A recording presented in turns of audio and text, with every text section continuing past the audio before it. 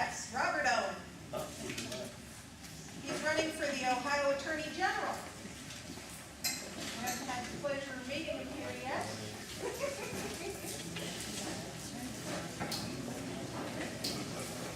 Hi there. Hi. Not a problem. The floor is yours. Thank you all very much. Thank you very much, Kathy.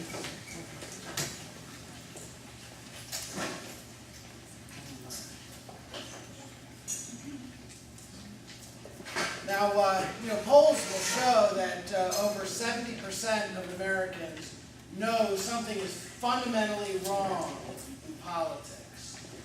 Now, I believe in this room, 100%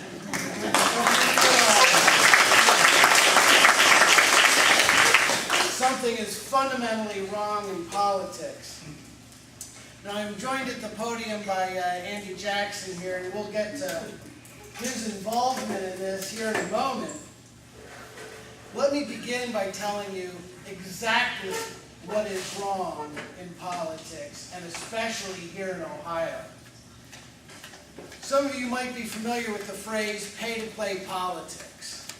Let me explain exactly what that's about. In pay-to-play politics, it's not a function of following the Constitution. It's not a function of representing the people that make up your constituency.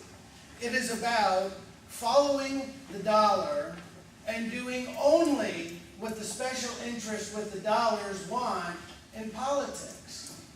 Now let me give you some specific examples.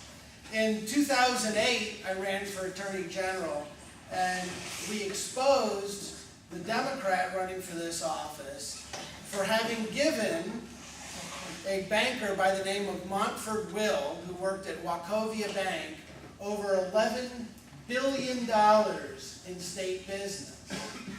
Now, he gave him this business because he had been accepting contributions from Mr. Will, had accepted a blatantly illegal $10,000 contribution that had been funneled through Mr. Will's wife to his daughter-in-law and then into the Democrats' coffers. And Mr. Will had a history of giving hundreds of thousands of dollars to the Democratic Party. And in exchange, this is how he got his business. In this election cycle, in this very election cycle, the Democrat is currently under investigation with the Ohio Elections Commission because what he was doing was taking campaign money and in order to, at least on the face, comply with elections law, banking it in various Democratic parties, specifically Summit County and Franklin County, waiting for the date to pass, and then having them kick back the same money to him so he could skirt election laws. And that's what's going on. Now, I can tell you, both the Republicans and Democrats, both of them, have taken over $1 million from a prominent family in Youngstown that the head of this family has already been convicted of bribing public officials. Other members of this family have been indicted and are currently under indictment for money laundering, for fraud, right? Now, the Democrat, the incumbent Attorney General, has personally taken $17,500 from this family. And understand, the Attorney General, this is the person who's in charge of organized crime. So that's pay-to-play politics. And you can guess how that works for you, right? Are you going to be represented in pay-to-play politics? Or are the special interests going to be represented in pay-to-play politics? Now, a lot has been made of Wall Street and exactly what goes on in Wall Street and the money and the graft and everything else. But I'm here to tell you what they don't tell you is what should concern you most. Again, let me give you a specific example. When I left the prosecutor's office not quite 10 years ago, I started my own legal practice, and my focus has been on defending small businesses, on defending families and providing solutions for them through the law.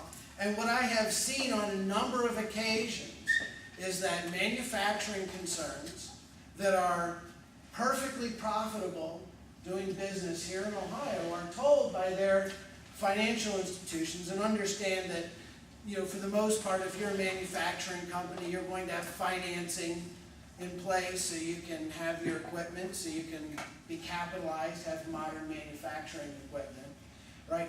The sources, and I'll pick on Chase Manhattan because I've certainly had experience with them. There's others as well. We'll come to these manufacturers and they will say, well, by our accounting, you're doing fine here, manufacturing in Ohio, but we think if you outsource your business to India, to China, to Vietnam, why we could increase your profitability by perhaps 2 or 3%. That would make us feel a little bit more secure as collateral on your loans.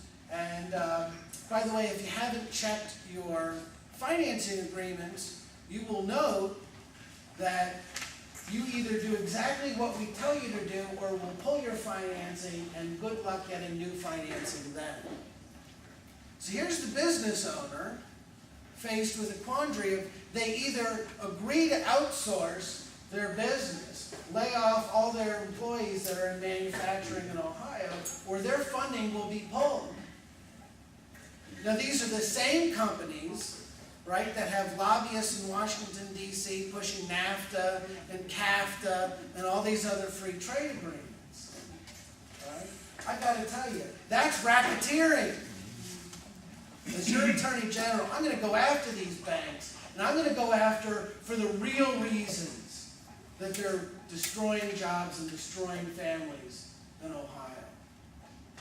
And that's what we're going to make happen, because pay-to-play politics is hurting jobs. Now, a lot has been made in the Attorney General's office related to crime, and there's a number of very lucrative areas where pay-to-play politics come in. The Attorney General's office is in charge of the crime lab, the BCI&I, the Bureau of Criminal Information and Investigation. They're in charge of OPATA, which is the Ohio Police Officers Training Academy.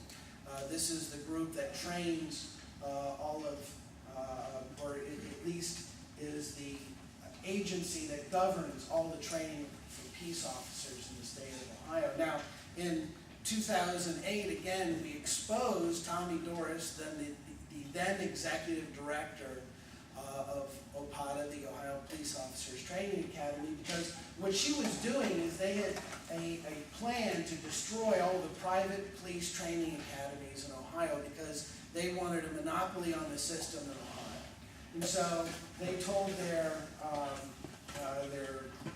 essentially their overseers that go out, and their compliance officers, to make sure these schools are in compliance, they tell them, we want you to go out and trump up any kind of violation you can possibly find so we can put these guys out of business. Right? Now we got wind of it because some of these compliance officers, right, these were their friends that they were being told to do it against. And when they refused, Tommy Doris's response is, well, we're going to start trumping up stuff in your personnel file to bump you out so we can then put in the appropriate hitman to destroy these businesses. We exposed this, we dragged her out, and we made sure that she was fired, and fired she was.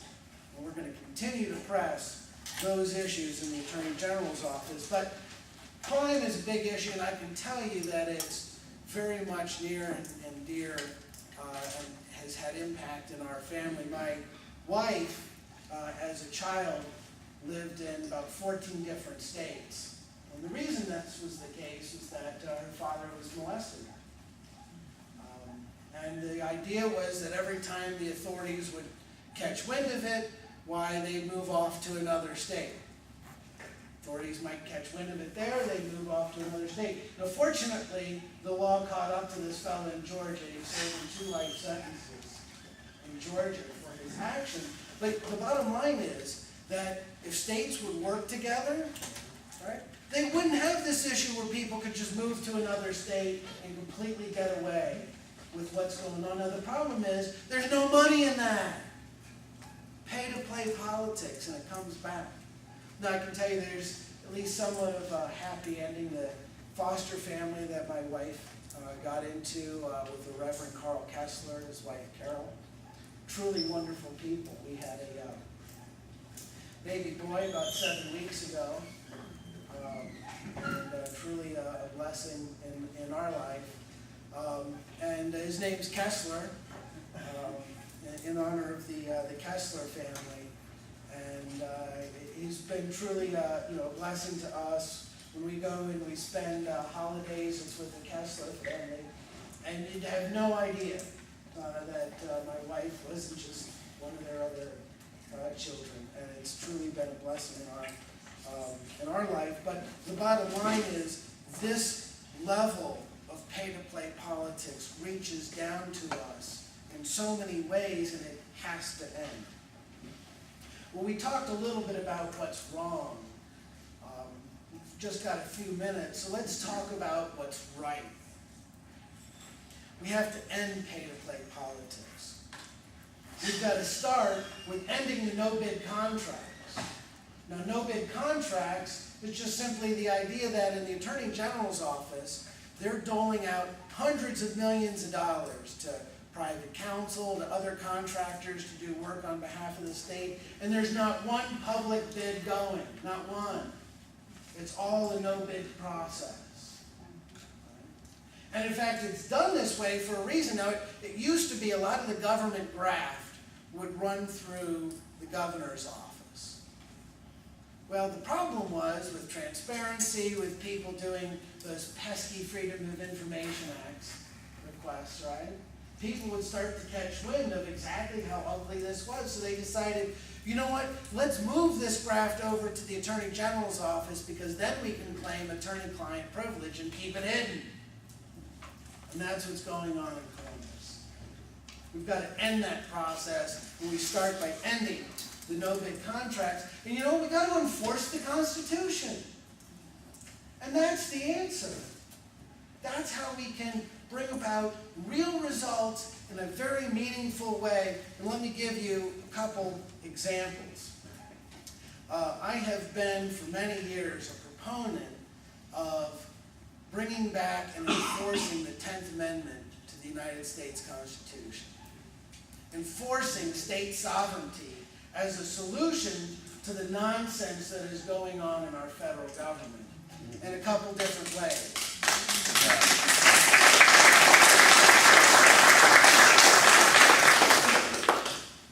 First, with regard to health care. Probably isn't a stretch to tell this room that this new, and I will call it death care, because that's exactly what it is. Right? This death care bill is unbelievably unconstitutional. Right? I've got a copy of the Constitution. I can take a look at Article 1, Section 8. There's no provision for it there. None. They have no right to go muddying around in this issue.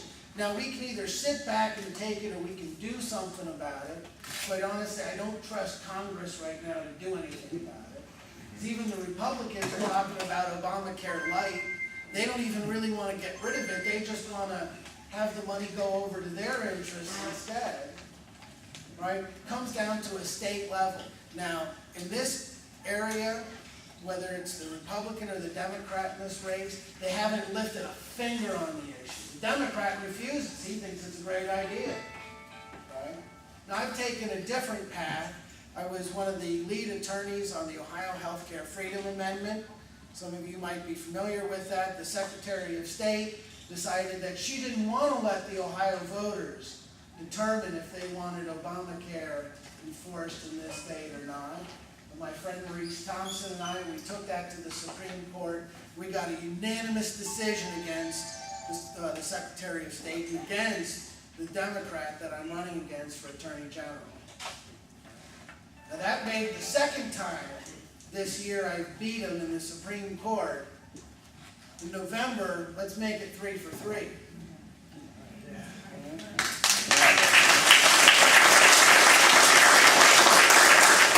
Now we can do state sovereignty in a couple other areas. push forward a bill that's